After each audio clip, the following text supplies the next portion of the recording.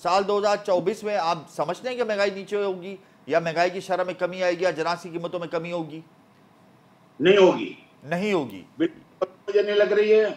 इसके दो आपको बता दूं कि जो हिसाब किताब जो अभी जो चल रहा है जी, वो लोग आवाम भी जो पिस रही है, अगर उसके लिए इकदाम बर वक्त नहीं उठाए गए, जखीरा अंदोजों को, सट्टा माफियाज को, जो आटे पे भी गेम खेल रहे हैं, उनको ना बख्शा जाए जब तो कुछ अमल दरामद होगा।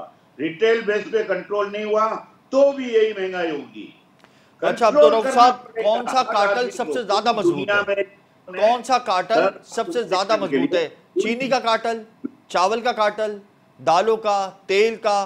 कौन सी माफिया सबसे ज्यादा मजबूत है और कौन सी माफिया सबसे ज्यादा राज करती है होलसेल और सबसे रिटेल मार्केट में? सबसे ज्यादा जो है, आपको मैं बताऊं कि शुगर माफिया जी, और गंदुम और आटा माफिया, ये सबसे ज्यादा है।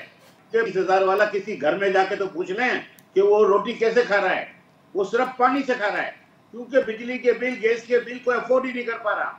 बच्चे स्कूलों से उठाए जा रहे हैं, तालीम का मयार नहीं है। क्या करेंगे बच्चे और क्या पढ़ें?